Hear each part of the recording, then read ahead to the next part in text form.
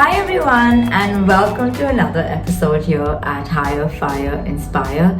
I'm your podcast host, Lizanne Dsouza, founder here at Lizanne Careers. We're a recruitment agency based out in Mumbai, and we specialize in hiring for brands all over the country, specifically for fashion, lifestyle, digital marketing agencies, PR agencies. So for anyone who's looking for a job, or if you're looking to hire for your brand, please get in touch with us. All our details are below. Today, I'm going to be talking about something that I think I've heard about, and of course, as everyone knows, before I started Lizanne Careers, I have been working for other people, for companies, so I have also experienced it. However, with every situation, all of our experiences are a bit different. It may affect me in a very different way than it affects you. But keeping that in mind, I would like to still give you some tips today about a conversation that a lot of people have very casually but may not really take it very seriously, but also keeping in mind that it is subjective. These are just my suggestions or my views. They don't have to be right or wrong. You don't have to agree with them, but it's just seeing another perspective maybe of what can be done. So before I go on talking mysteriously, I want to tell you about the topic that we're going to be talking about today. Today we're going to be talking about how to deal with a difficult coworker. Now I feel like some of these tips that I'm going to give you doesn't only apply to a coworker, but can apply to maybe a boss, a manager, someone that you are in constant contact with when it comes to the workplace environment. All right.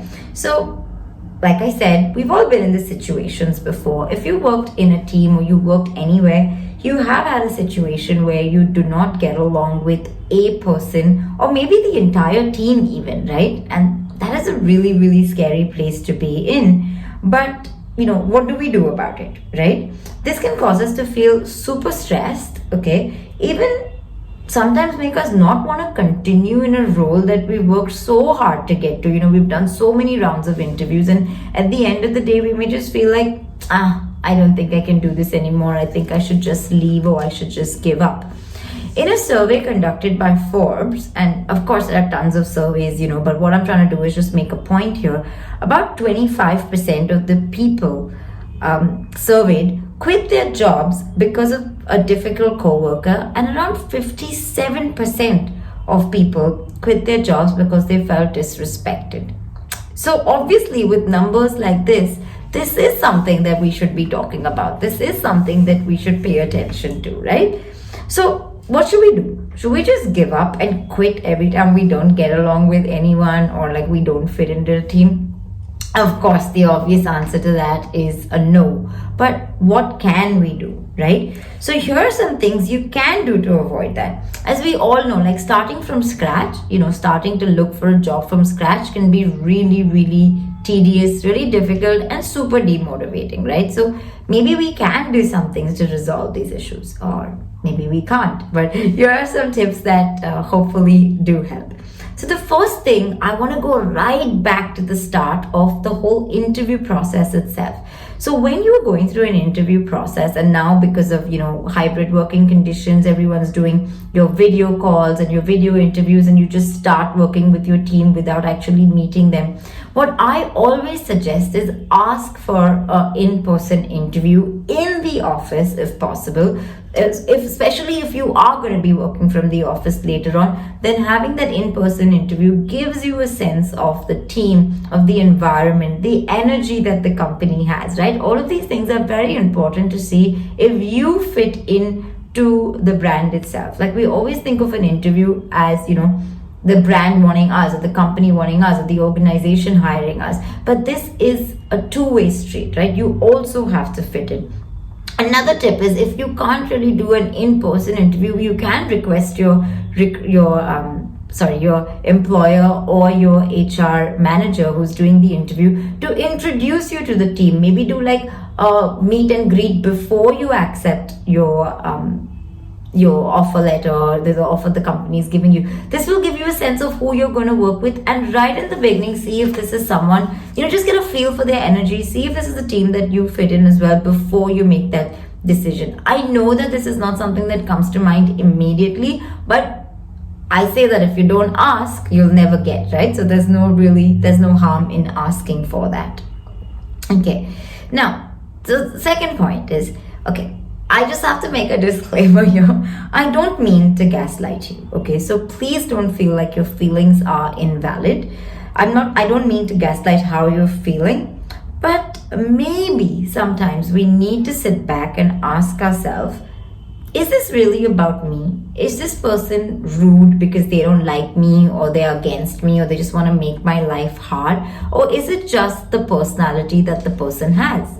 Are they just a person who is straightforward or grumpy, or maybe something else is going on in their life, and it doesn't have to be about you. The second question you can always ask is this really affecting my work? Can I bring myself out of that environment and still be productive? Okay, so you need to obviously see, and if this behavior really impedes your own work or your performance, then I do agree. It may be really hard to work around this person. And I also agree that sometimes it's just hard to be around the energy of those kind of people. But remember, things are never going to be perfect. No matter where you go, no matter where you work, there's always going to be a person or a team or someone that you don't get along with. So I always say, fight your battles fairly, see which ones you want to fight, and see how it's going to affect you, because the person who's going to get most affected by you actually quitting your job is going to be you. Okay. Some of my hardest lessons, okay, were learned with co-workers or bosses that were difficult. Now, this is obviously my story, and by no means am I saying that you should just put up with it and you should go ahead and just suck it up, and no. What I'm saying is that you should not take disrespect, but maybe, just maybe, this is your chance to learn and grow and to navigate somebody who has a personality that is not similar to yours, or someone that may be difficult. Maybe this is your chance to learn how to navigate that and how to still be able to do your job alongside someone who may not have the best energy that you need, Okay. Number 4. Try, and I know this is really difficult. Before I even say it, I know that confrontation is something that we're all afraid of. Not only afraid, we all find it very uncomfortable. This is something that is true. So try and have an open conversation with this person.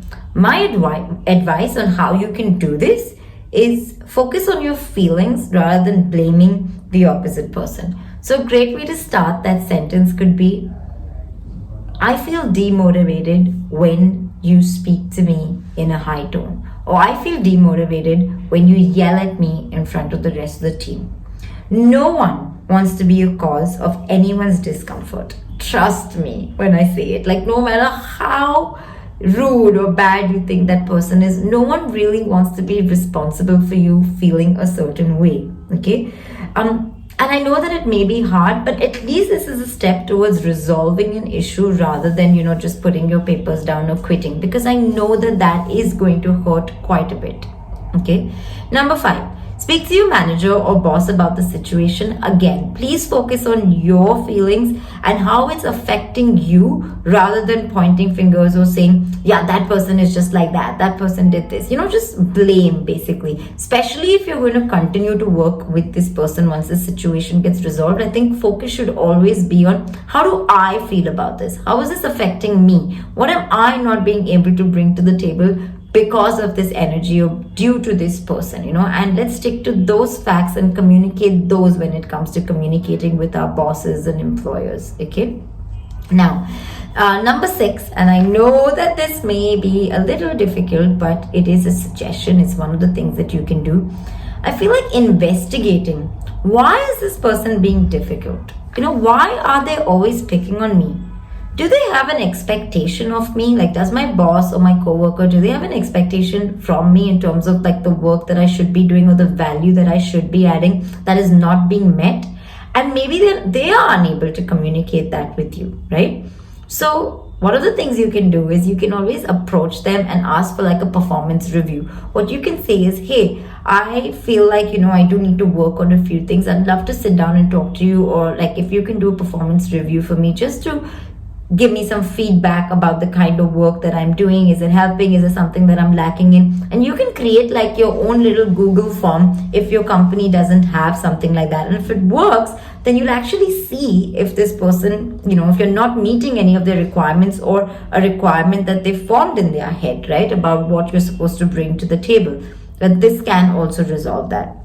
Number 7. Okay, I'm going to say it finally.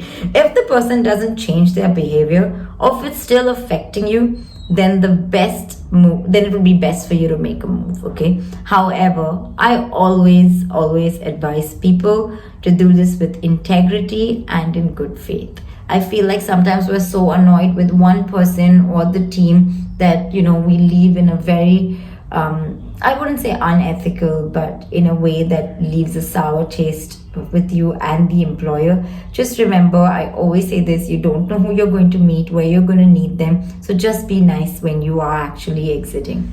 Okay? I want to say a few things before we end. You do not have to put up with disrespect. Okay?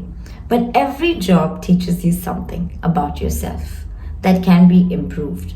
Maybe this is a time for you to ask if this will help me grow. If the answer is yes, then, and if you've done everything in your power, then you get to keep your job. But if you feel like, no, this environment is not going to allow me to grow, no matter what I do, this is not an option for me, then you're not going to have an option, but you're going to have to obviously quit your job. So at the end of the day, the choice is yours. This podcast, this episode is only letting you know that you do and you can try different things before you walk out of that door. So I hope this I hope this helped. And guys, like I said, by no means do you have to be disrespected or be okay with being disrespected by another colleague or another boss. And I do understand in my time of working with people, sometimes people are just hard to get along with. So keep in mind that yes, you do have free will, and always choose to work in a place that makes you feel safe, that makes you feel comfortable. All right. Thank you so much for your time, guys. If you have any comments, if you have anything that you want to talk about, you can reach out to us on LinkedIn. We are also available on social media, on Instagram. And thank you so much for listening in as always. Bye.